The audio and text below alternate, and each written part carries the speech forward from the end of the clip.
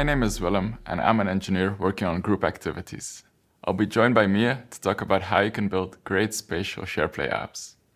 SharePlay has always been about being present with others and doing something together, whether nearby or far apart. On this platform, we can increase the feeling of being present while in FaceTime. In FaceTime on this platform, all spatial personas will take up a physical space in your room, instead of being constrained to a single window. This increases the feeling of being together with others. On top of this, we introduce shared context. Shared context means that everyone will see everyone else in the same relative position. To illustrate this, consider two different perspectives. The left side shows Connor's perspective, and the right side shows Mia's. If Connor points to the persona of Mia, Mia will see Connor's persona pointing to her. We extend this to shared experiences, including SharePlay, where the system will place the window in the same relative position for everyone. It uses templates for this. Templates are used to determine how participants and a shared app will be arranged relative to each other. This will lead to spatial consistency. Apps don't need to handle displacement themselves and can rely on the system for this. One thing that apps should worry about is having visual consistency. Visual consistency means that everyone is seeing the same content inside the app. Imagine being in front of a whiteboard with others. Everyone will have the same view of the whiteboard, and whenever someone points to something, the others can see what they're pointing at. We want to replicate this in spatial experiences with SharePlay. Bringing it back to our earlier example, here the app doesn't have visual consistency. If Connor points to the square in the app, Mia will see Connor's persona point to the circle. This breaks the illusion of being together. However, if the app had visual consistency, Mia would clearly see that Connor was pointing to the square. It's the responsibility of the app to keep the content and its placement in sync for all participants. This way it feels like everyone is looking at the exact same app, as if they were really together. In the Design Spatial SharePlay Experiences session, we go in a lot more detail on these concepts. I strongly encourage you to watch that session to learn more. Now that we've gone over some of the new concepts that are introduced with FaceTime on this platform, let's dive into what a windowed app should consider when adopting SharePlay, and what additional steps an existing iOS SharePlay app should take to elevate their experience when used in a spatial setting. Afterwards, Mia will show you the new APIs to make incredible immersive SharePlay experiences. To support SharePlay in windowed apps, we've added the new System Coordinator for group sessions. The System Coordinator is responsible for two things: receiving system state for the active SharePlay session, and letting you provide additional configurations during SharePlay. I'll cover two of these, which are relevant for both windowed and immersive apps: the isSpatial flag and template preferences. Knowing if a participant is spatial or not is important when determining the required level of visual consistency. For instance, here we have Connor's first-person perspective. He's in a call with Mia in red, looking at a document that I shared with SharePlay. Mia's perspective of this scenario is on the right, where she sees Connor in blue. When Connor scrolls, we would want to synchronize the scroll position. That way, Mia will see Connor scroll and we still have visual consistency. We actually do this when panning in a freeform document while in SharePlay. But if you're not spatial, you don't have the context of the other person interacting with the document. So if Connor would scroll, we shouldn't sync that, and Mia will keep seeing the document at the same spot. To observe if the local participant is spatial and adjust what you're syncing between participants, you first need to get the System Coordinator for the group session. You can know if the local participant is spatial by checking if isSpatial is true on the local participant state. To observe the state, you can use the local participant states property, which returns an async sequence that will iterate through updates of the local participant state. The System Coordinator also offers apps a way to provide a template preference. Templates are used to determine how all participants are placed by the system relative to the app to establish spatial consistency. We support 3 different templates. Side by side, we'll place all participants in an arc facing towards the shared app. This is the default template that will be applied when the app is using a regular Windows scene. In the conversational template, all participants are placed in a half circle, with the app placed in front of that half circle. This is great for experiences where the focus isn't on the content in the app. for instance when playing music in SharePlay. Lastly, we have the surround template. This places the participants in a circle, and the app is put in the center of the circle. This template is only available when the app is using a volumetric scene. The distance between the participants and the app is based on the size of the app. If the app is bigger, it will be placed further from the people, and if the app is smaller, it will get placed closer. A SharePlay app can provide a template preference through the system coordinator. FaceTime will try to apply this template while the group session is active. There are 3 preferences available for SharePlay apps. None, which will follow the system default behavior, where it will be side-by-side for vertical apps and surround for volumetric ones. This is the default preference that will be used. There is also side-by-side, which will try to apply the side-by-side template no matter what kind of app it is. And finally, there is conversational, which will try to apply the corresponding template. To configure the template preference, you just need to set it on the configuration of the system coordinator before calling join on the group session. Templates are used to place the app and participant in an optimal position for the experience. But what if your app has multiple window scenes and there is more than one currently foregrounded? In this example, we have an app with 3 scenes. The scene on the left is a browse view. The small scene in the middle provides an easy way to navigate through the content. And the last scene provides detailed information about one piece of content. All of these scenes can be open at the same time, so you can easily navigate the content while reading about it. When in SharePlay, we want the detail scene to be the shared scene. But if all of them are open, the wrong scene could be used in the template. To solve that, we've added scene association. This is a way for the system to know which scene of the app is hosting the SharePlay activity. There are 2 reasons we need to know this. First, it allows the share menu above a window to show to the person which scene is shared.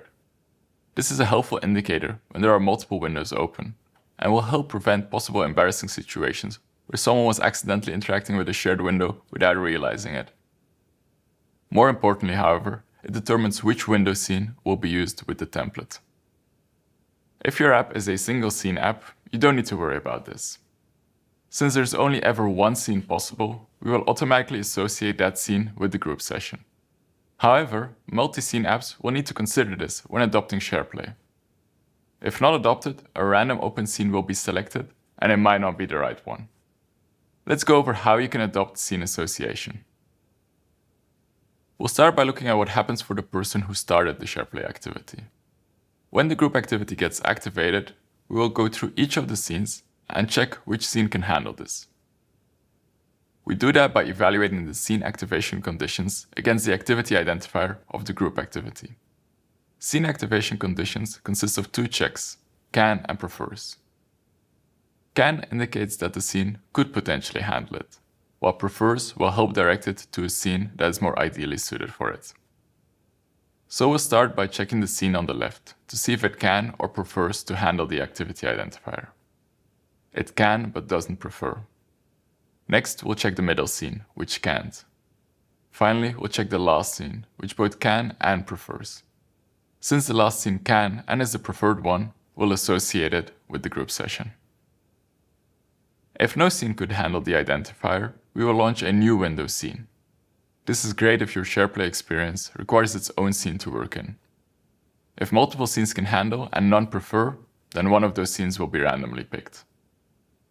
For the participants that didn't activate the group activity and are receiving it, the same logic will execute if the app is already running. If your app is not running, it will get launched and the first scene will be associated. To specify scene activation conditions for an app that uses the SwiftUI app lifecycle, you can use handles external events. Just include the activity identifier of the group activity in either the preferring or allowing set of strings. If your app uses the UIKit app lifecycle, you can set the activation conditions on the UI scene by specifying predicates. To learn more about scene activation conditions, check out the session from 2019. Let's consider one more example. In this case, it's a document-based app where each scene represents a different document. Now we want to use SharePlay to collaborate on the first document. We'll again use the group activity identifier to evaluate each of the scene's activation conditions. Unfortunately, there isn't anything inherently different about these scenes, so they all end up matching and the wrong scene gets associated. In this case, we want to change the identifier that is used to match scenes with.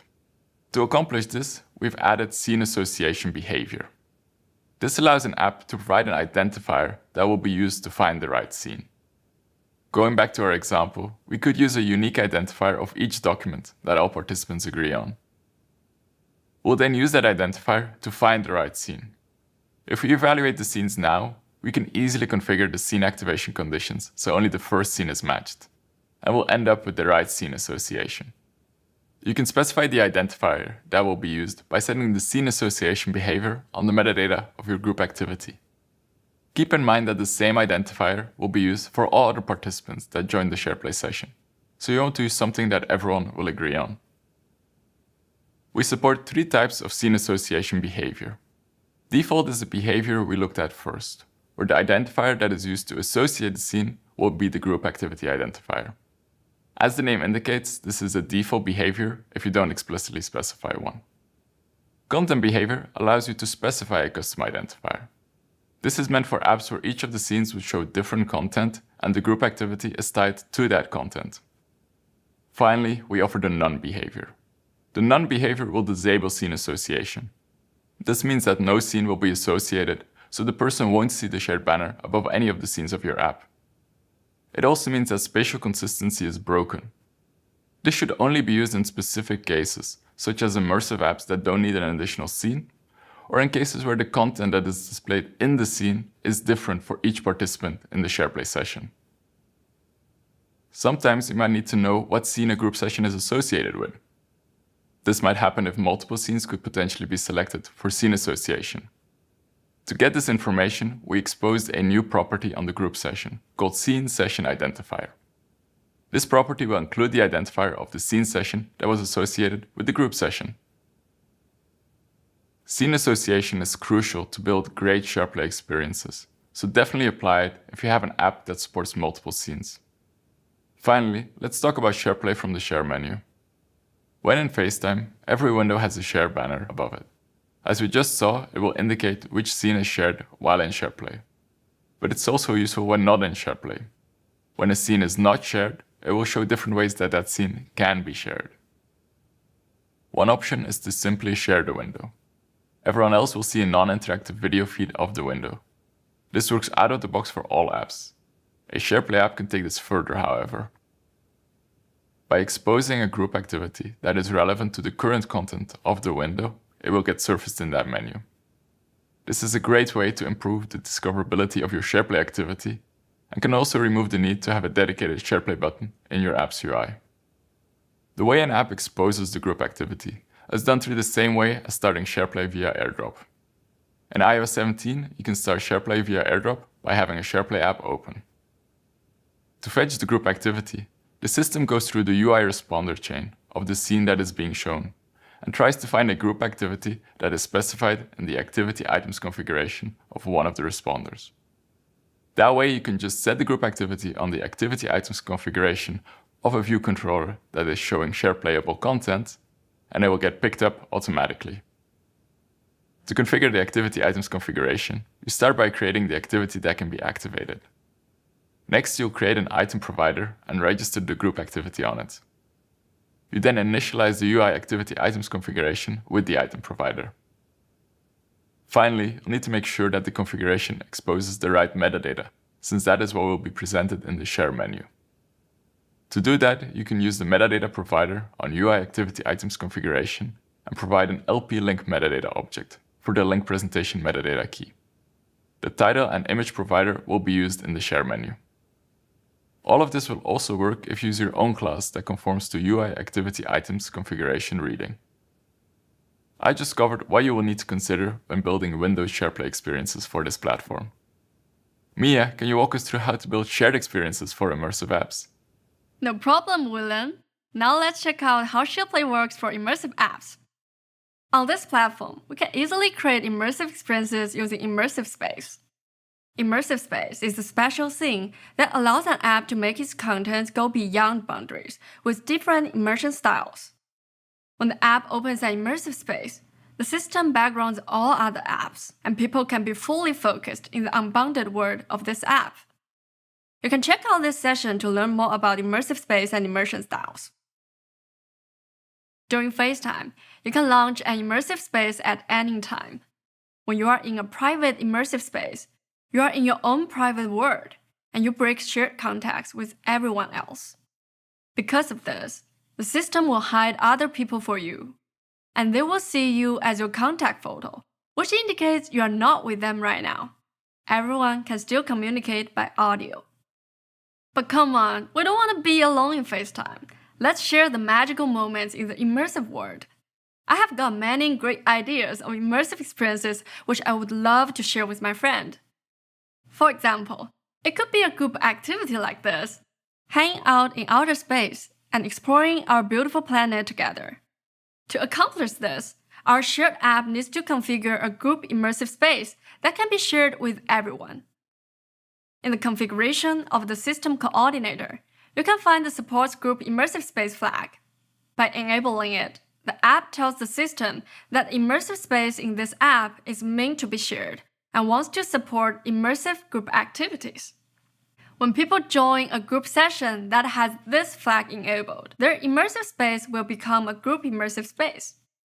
The system will move the space origin to a shared location defined by the template to establish a shared coordinate system for spatial consistency. People in the group immersive space will see each other as personas. Now we have got a group immersive space with a shared coordinate system and people in there. We can place objects at the same location in it to get spatial consistency. In the globe explore activity example, we can place a globe in the center above the origin and make sure we apply the same offset relative to the origin for everyone. Everyone will then see the globe at the same spot. Next, we will figure out how to maintain visual consistency. For instance, if we want to rotate the globe, we will need to make sure that its orientation is synced between everyone. To learn more about how to use Group Session and Group Session Messenger to synchronize states, check out this SharePlay session. We could also add some UI elements relative to each person in a group immersive space. For example, we can give every participant a private control menu like this. It's right in front of them. They can use it to manipulate the shared globe easily. To place this control properly, we have to know where the local user is in the group immersive space. We can utilize the System Experience Displacement method in Geometry Reader 3D. This method tells you how the system has placed space origin away from the local user. It returns a post 3D struct, which has both translation and rotation. In order to get where the local user is relative to the space origin, we can invert this pose. Then we can use it to offset and rotate the control, so it will appear relative to the local user. One thing to note is that the displacement does not update if the user moves. It only provides a displacement of the space when it was initially placed. This offers an easy way to place content relative to the person without needing to fully track where they are. The surround template is great for the Globe Explore activity, where the app only has a group immersive space with the shared content in the center. But what if your group activity has both a shared window and a group immersive space? For example, I want to build a group activity for studying the solar system like this, where people can start by reading about a planet on a shared window. And they can press a button to take a closer look at the planet model in a group immersive space. I would love people to always stay side by side in both cases. Let's check out what we can do with template. By default, when your app only has a group immersive space, the surround template will be applied and the space origin will be placed in the center.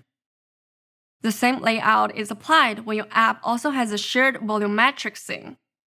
But if your app has a shared vertical window, the side-by-side template will be chosen by default, and the space origin is right below the shared window. But keep in mind, you can always change the template preference to the one that fits your group activity best. You can choose the conversational template or the side-by-side template, which I think will be a great one for our solar exploration activity. As we learned before, the distances in the template are dynamically adjusted based on the size of the shared window. you may wonder how we can ensure that the distance is good when there's only a group immersive space. To solve this, we have a useful knob to tweak templates called Content Extend. It's a modifier on the template preference, which works for both immersive and window-based group activities. Apps can set this value as the distance from the center of the content to its farthest edge in points. When Content Extend is set, the active template will factor in this value for placing the people relative to the app. Alright, let's apply what we learned about template and configure the group session for the Solar Explorer activity we showed before. First, we should enable support group immersive space so people can view the object together while immersive. Next, let's set the template preference to side-by-side and also add a modifier for the content extent so people can always stay side-by-side and have a great distance with the shared content. Cool, let's check out what this group activity would look like with people. Here, I'm with my friend Connor, and we are browsing planets on a shared window side by side. Later, I press a button, which lets me go into a group immersive space to explore Saturn. While I am amazed by how beautiful this model is, I also find Connor is not with me anymore, and all I see is his contact photo. But actually, Connor is left behind, still watching the window. He needs to press the button himself to enter the group immersive space. As we learned before, when people are not in the group immersive space together, they would have no shared contact, so the system will hide spatial personas and show contact photos. If we can still see each other's persona, Connor may feel really confused when I look surprised at something he doesn't see. Same situation could happen if our group immersive spaces are presenting in different immersion styles. For example, I'm looking around in a fully immersive environment, but Connor remains in path-through. But it would be so nice if Connor can just follow me into the same group immersive space automatically. And when he's not with me there, he could know where I am and join me easily. To minimize split context in your immersive group activity, we have a great tool you can utilize in the system coordinator called Group Immersion Style. It provides an async sequence of optional immersion style, which tells your app a specific immersion style of the group immersive space that other people join, or kneel when they leave a group immersive space. For example, when I open a group immersive space, Connor's app will receive the immersion style of it, and his app can open a group immersive space with the matching style. Then we will be together in the group immersive space and have shared context again. Likewise, when Connor presses the button and leaves the group immersive space, my app will receive kneel and it can dismiss the immersive space. Now with the help of group immersion style, everyone can always be together. Sometimes you may want to step out of the immersive experience temporarily for something urgent. You can do it with a single press on the digital Chrome. In this case, the system will not disturb other people and change their group immersion style. When you step out, you will see a Share Play banner notice, which tells you where the rest of the group is and also provides you a button to join back to the group immersive space easily. When you tap on the Join button, a group immersion style will be sent to your app for setting up the group immersive space. Alright, we have seen a lot in this session. Let's recap. We learned about shared context and how to use System Coordinator and Scene Association to manage spatial and visual consistency in both window and immersive shared apps. We introduced template preferences for your app to place people properly. And finally, we also showed you a new way to start SharePlay using the Share menu. Thanks for tuning in! We can't wait to see what incredible experiences you are going to build with SharePlay.